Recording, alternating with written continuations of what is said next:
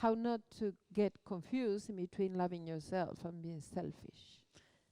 You know, people that love themselves have so much love, they're giving unconditionally all the time. It's impossible to be selfish when you love yourself, because you have such an abundance of love, you're just naturally giving it. Because people that love themselves are complete within themselves. And this is the secret.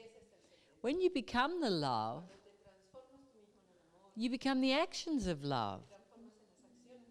You give without taking. You're full of joy. You're in the present moment.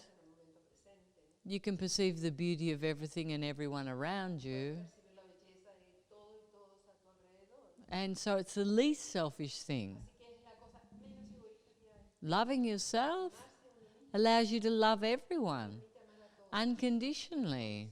It's got nothing to do with fear or being egotistical.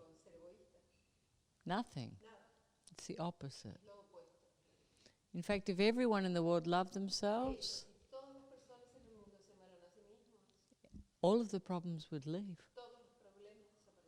Because people that love themselves feel complete, and they give from a place of abundance to every aspect of themselves. How to let go of attachment? You know, attachment's fear. If I lose something, I will not be safe. I will not be complete. But that's your responsibility. Because everything external is fragile. And if that's what completes you, you are fragile. So when you see that external movement towards controlling, attachment, fear, you have to go back in and find that love within yourself. That's what's important. Sabrina is asking, I like a lot the harmony at home, but with my son, 13 years old, it's impossible to achieve that. He questions absolutely everything I say, and always he wants to be right. Any advice? Just live with your cat. You know, the thing is this.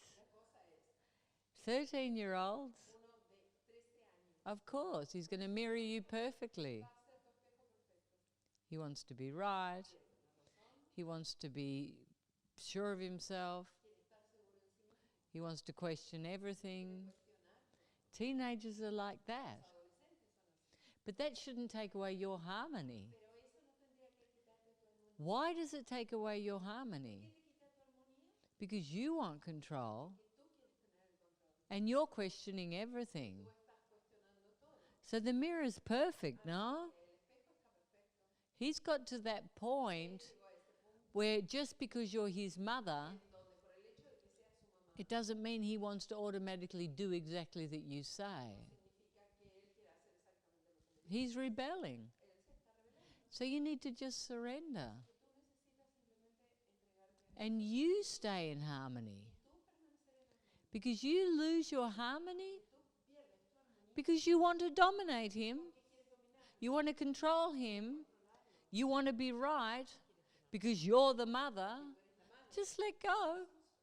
Let him question everything. Just let him be.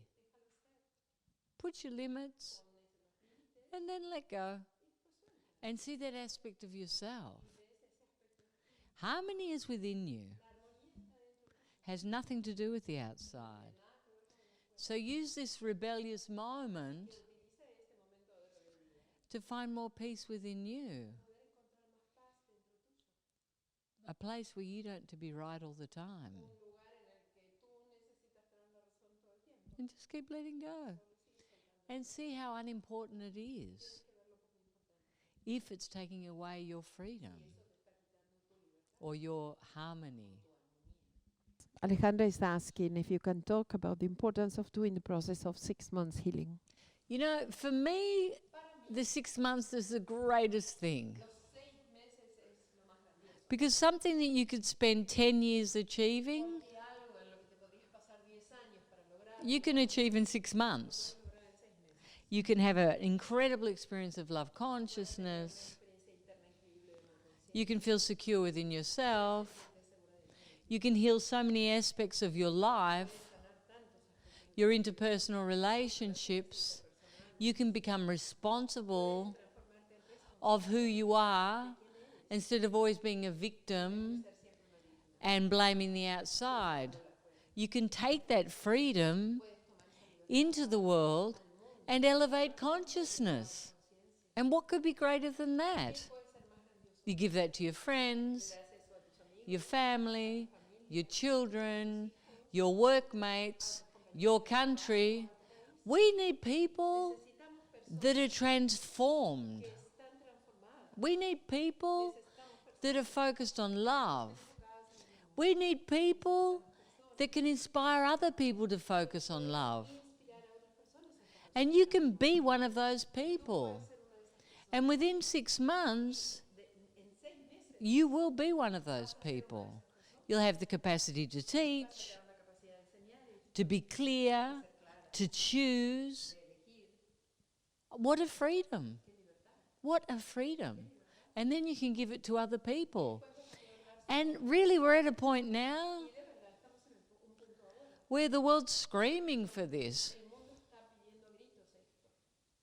Why? Because we're starting to see, oh, maybe what we believe isn't true. Maybe everything we acquire doesn't give us security. Maybe there's something more permanent. Maybe there is. I know there is, because it's within you, and it's with you eternally. But you have to cultivate it. You have to nurture it. You have to allow it to expand. And in 6 months, it's pretty amazing what people achieve. I think it should be compulsory. I think the whole world has to do 6 months. Absolutely. And then we'll have a completely new civilization. Francisco is asking, can you share with us a little bit how was your path of consciousness and how was that you developed the system and the facets? Well, you know, I was naturally very spiritual when I was young. I had a very keen understanding of unconditional love, as a lot of children do, no? And at some point in my life, I let that go. So I decided to become a yuppie, to be successful, to make money, to have status, all the things that we think will give us freedom. And I did all of this. And I was successful because I'm very focused, no? But at some point, as you all know, everything was taken from me. Everything. Money, family, security, everything I loved was gone. And everything that gave me security was gone. And that's when I realized that I was living like a robotic life. I wasn't even conscious of what I was doing. I was just doing it, trying to achieve something. I was never in the present moment. So whatever I attained really had no value. I realized that. And I also realized that I had a lot of fear that was masked with an ego of success. And when all was taken away, I was terrified. I had no security. I had nothing. I had to take responsibility. And I did. And I started to change, reconstructed my life. But at one point, I could see that my fear of abandonment was so extreme. It would bring me to my knees. It was my Achilles tendon. And I didn't want to live with that anymore. And at that moment, I had a voice in my head or in my heart saying, it's time to wake up. And I started to listen to that voice. And it's a voice of consciousness. And every human has it. And sometimes it knocks on the door. Sometimes it flattens the door. And sometimes it's like a train coming through the door. Well, mine was like a train, and I had to listen. And I knew in my heart that there was something so much bigger. And I started to have big flashes of consciousness, no? And I started to realize different things. And then I decided I wanted to wake up. And it was a very strange thing for me because I had no spiritual knowledge, only my internal knowledge. I hadn't read books. I hadn't had a guru. All of my friends were the opposite. I was like the weird one, no? But of course, when we start to focus, the people come. And my path started to open very quickly. But it came from within me.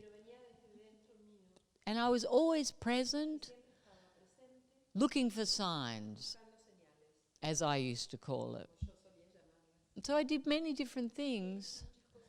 But ultimately, the system I created is exactly what I did to get to this point.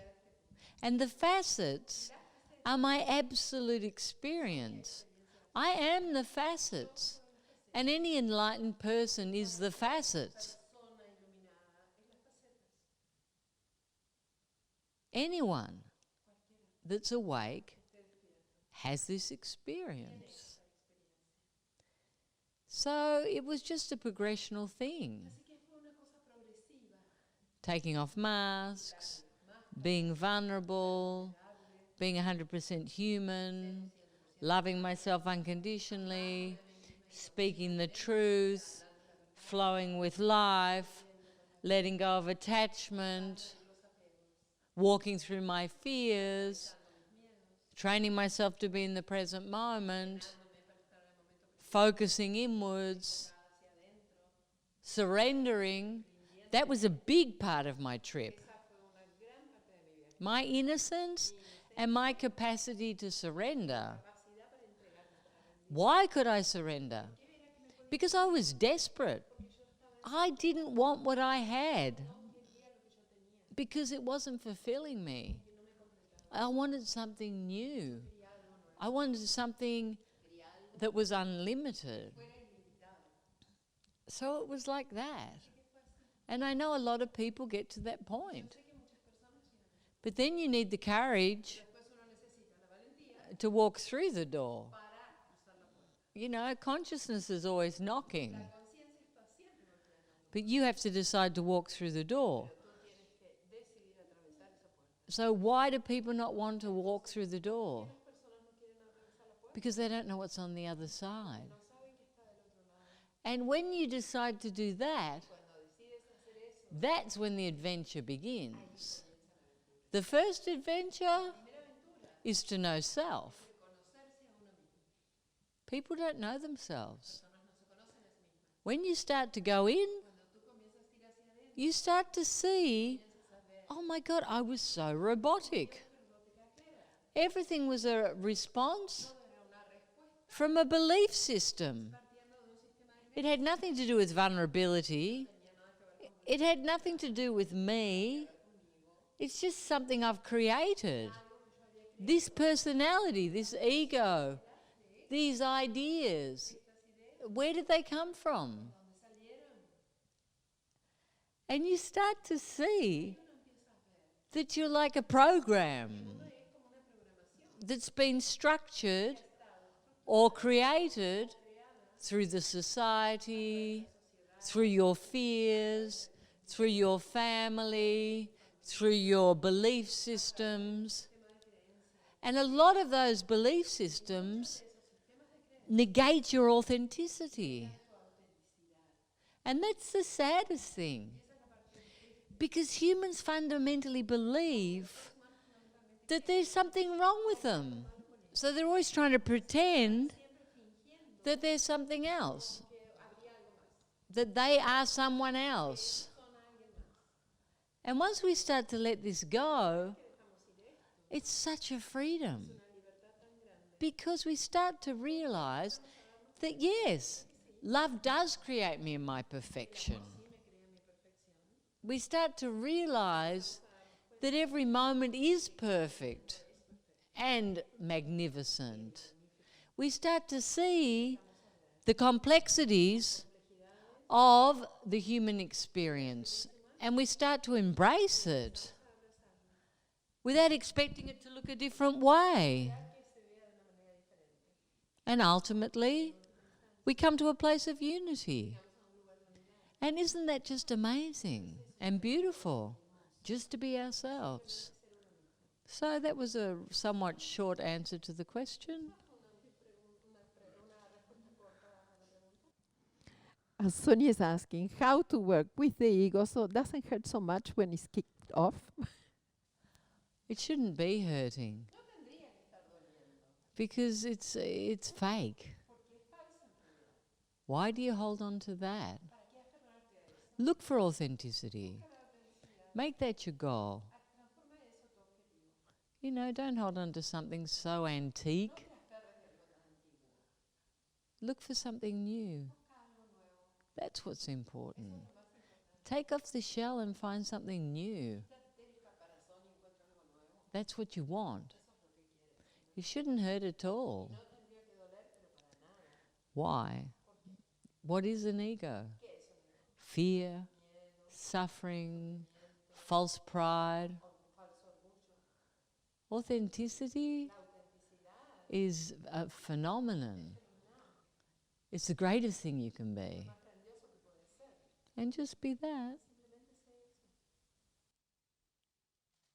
Angela is asking, when you cannot heal a trauma, when you continue hating, is because you didn't forgive? You know, we identify ourselves with our traumas. You know, oh, my parents were divorced. I was sexually abused. Oh, whatever. There's always a trauma that we identify so strongly with, and we feel like victims to it. It can even be an aspect of our bodies.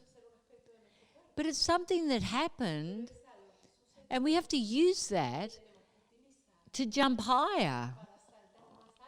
You know, we cannot use our traumas to make us into victims. So I don't know if it's about forgiving. It's about letting go. Oh, well, this happened. C'est la vie. I'm going to use this to grow. And I'm going to give that wisdom to other people. Because so often we feel like victims. But we can't be carrying the victim for eternity. You know, I do this because of my trauma. I do this, but you're still here. And you're still perfect. Don't focus on your trauma. Focus on the love. Let the fear go. You know, horrible things happen to people all the time. All the time. And whatever's happened to you has happened to 100,000 people. So heal and become a light. Become a guide. Say, you know what? This happened to me, but this is what I did with that. And we see this all the time. Greatness always comes from that. And you look at Jesus, the story of Jesus. Like, could anything worse have happened to Jesus? But he was always being a light, no? Through his consciousness, he forgave everyone. And then he showed people that there was another way of being. He showed people how to be the unconditional love, how to enlighten, how to resurrect from the most basic human experience into something extraordinary. So let that be a guide, or any of the masters, because that's the truth.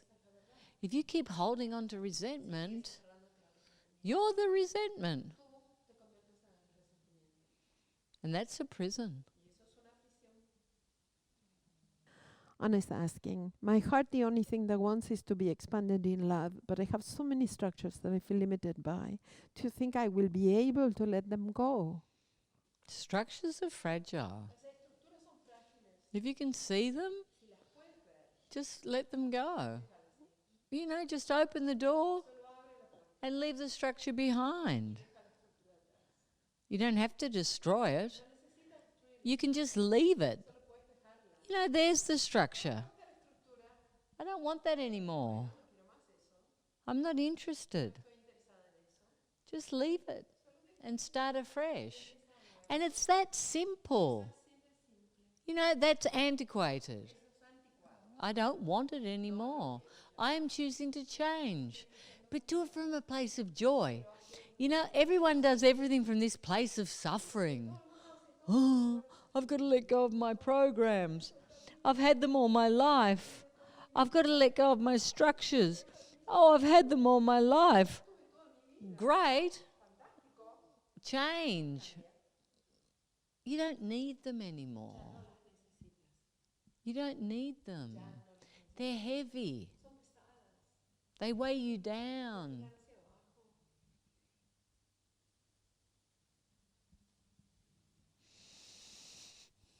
They're decadent. I love that word. I don't know why. I've always liked that word, decadent.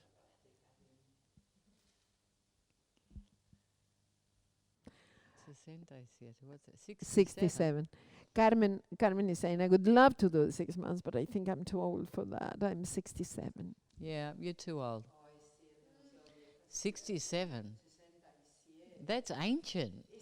I don't even know anyone that's that old.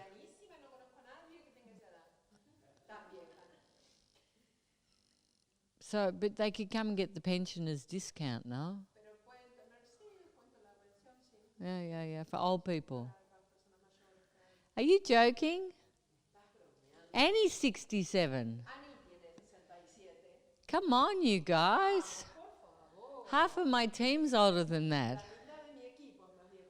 Do you know how many old people I live with? Yeah. Please, that's such a bad excuse. 67. Please. You need to do the 6 months. If you think you're old and you're 67, oh, please. Jorge is asking, can you tell us why did you stay in Latin America and you created the center here? I didn't have the money to go back to Australia.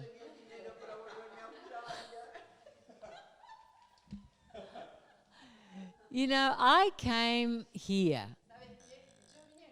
for 2 weeks and I never left. It was unbelievable for me because I had all my life planned, no? I had this beautiful property in Australia where I was going to set up my centre. I had all these great ideas and everything changed. I came into South America and everything exploded. And it was very clear for me I had to be in South America. And it was very clear for me that my system was perfect for Latin people. Why? Because no matter what you think, you guys live in your hearts. You're emotional, you're passionate, you know, you're a bit testiduro también. But this system, everyone was connecting so simply to this. And I always flow with life. And that's what I did. You know, I started in Venezuela, then I went to Colombia. I lived in some of the most dangerous places in the world, right in the middle of red zones. But it was where I was meant to be. And then I got all these fabulous people that move with me. And it just continued from there. And I just trusted. And I just flowed. And now, this is my home. I love being here. And of course, all the time we've been going out to the world. It's just, I live here. But my teachings go everywhere.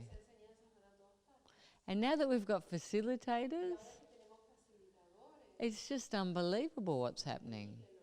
Everything's expanding faster and faster and faster. And why?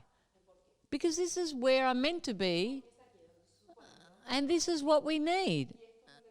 We need to expand consciousness. That's why. Arthur is asking, how is that happen, such a profound change with this process? What is that in reality changes? Is us, we are changing? Of course. You know, the thing is you're focusing on love. And the whole world's focused on fear, lack, and we're focused on love. And of course everything changes. Because what you focus on, especially when it's such a high vibration, creates such a quick change. Because the universe actually is designed to vibrate in praise, love and gratitude. It's something very fast. That's how the universe works. And the more you're giving praise, love and gratitude, the faster everything happens. Fear is a very dense energy. It moves very slowly. So when you change your focus, your creation changes. Everything starts to come from love. And that changes all.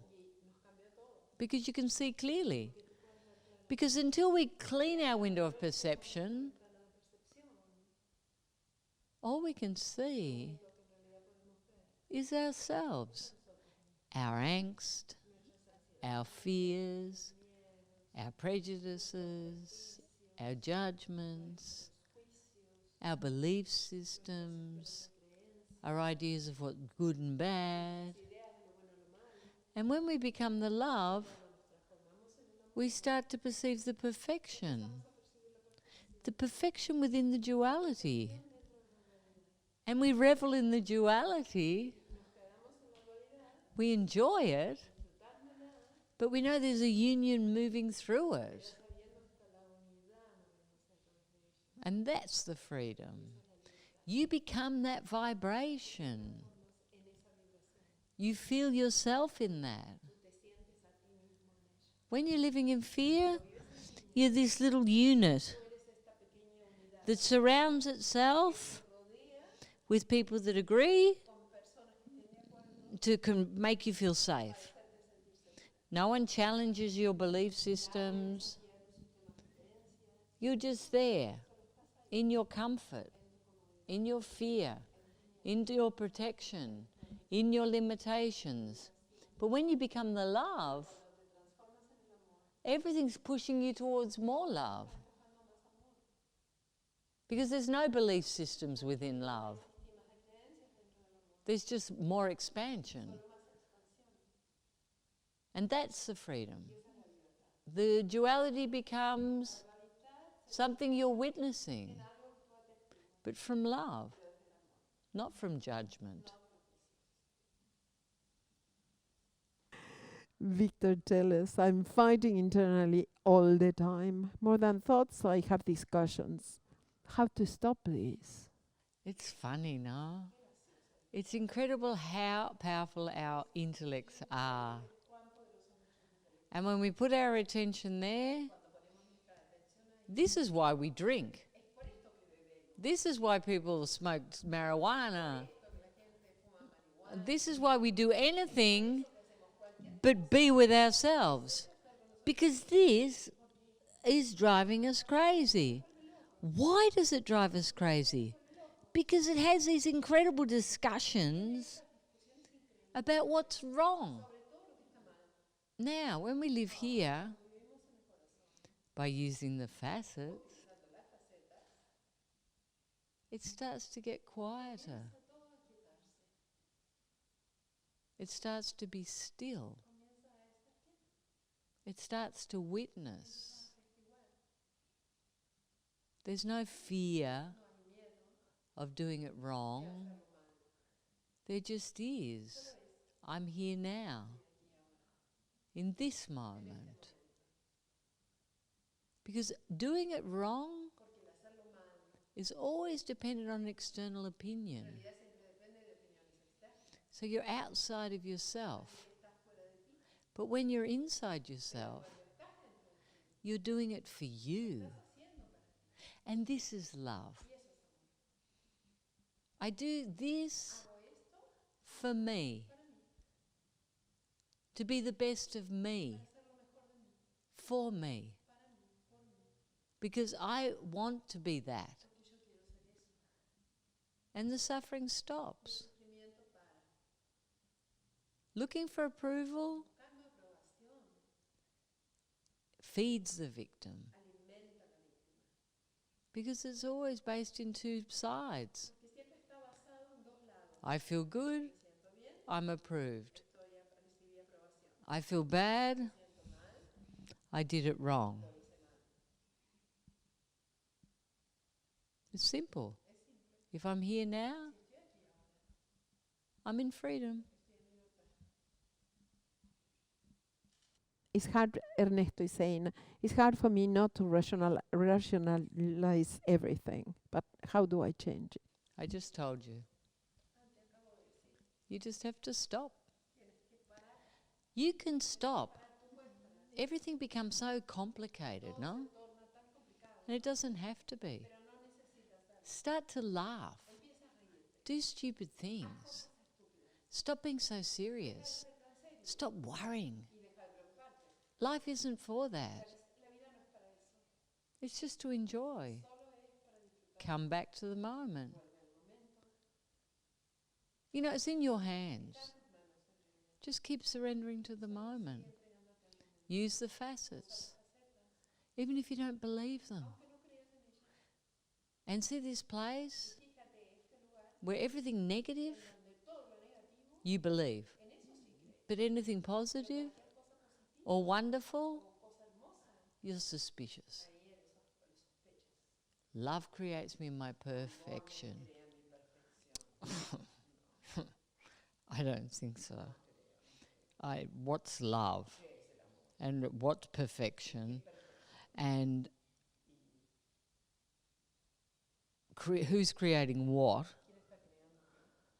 And look at your head.